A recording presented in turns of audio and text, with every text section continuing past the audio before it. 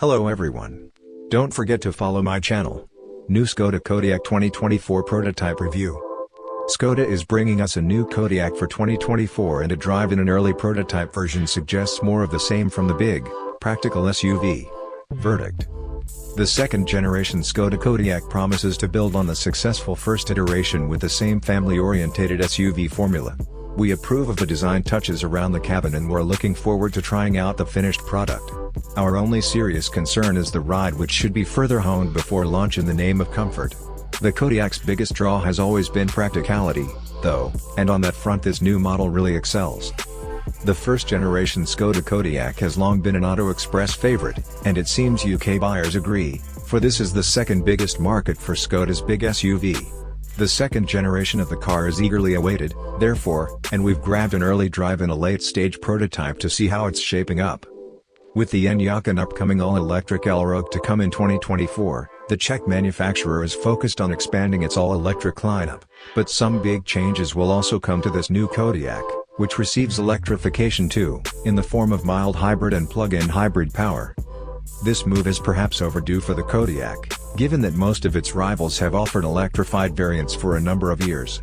The PHEV model can be expected to join the range in spring 2024, but mild hybrid assistance will be available from launch. Skoda claims the PHEV's 25.7 kWh battery will allow for over 62 miles of pure electric driving. Total power output of the plug-in hybrid model stands at 202 bhp. The next generation Skoda Kodiaq's exterior styling may be evolutionary, but its interior will look significantly different. Spy photos show the Kodiaq will, as expected, ditch its more integrated infotainment touchscreen for a larger, tablet-style 12.9-inch unit. It will sit next to what appears to be a freestanding 10.25-inch digital instrument cluster, and atop a more minimalist center stack. We can also see the transmission shifter is now mounted on the steering column. Peer closer in these spy photos and you'll also see our first look at the car's undisguised exterior, courtesy of an image on the touchscreen. It sticks with the split-level lighting arrangement of the current car and Skoda's trademark waterfall grille, but the sides appear to feature smoother detailing with the pronounced crease of the outgoing model replaced with a more subtle one positioned higher up. There's also a slight upkick of the belt line aft of the C-pillar. Skoda has been releasing a steady stream of teaser images of the Kodiaq ahead of its reveal sometime between September and November 2023, but these curated spy photos have yet to depict its interior. The company has also released information on the Kodiaq's powertrain lineup. Skoda will offer 5 powertrain options for the Kodiaq in Europe, including 48-volt mild hybrid and the nameplate's first plug-in hybrid options, alongside traditional petrol and diesel variants.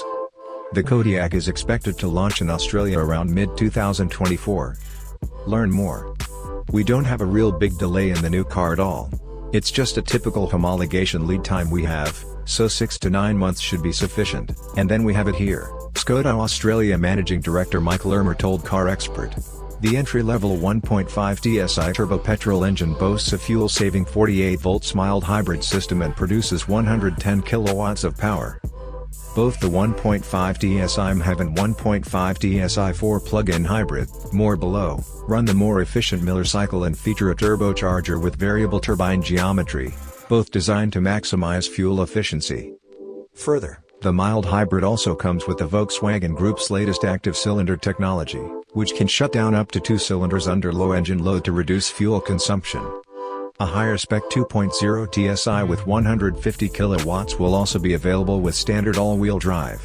Both 1.5 TSI MHEV and 2.0 TSI engine variants are fitted as standard with 7-speed DSG dual-clutch automatic transmissions. Skoda will also offer a pair of turbo diesel options in Europe, but it's unclear whether they are on the cards for Australia given the brand no longer sells diesels here.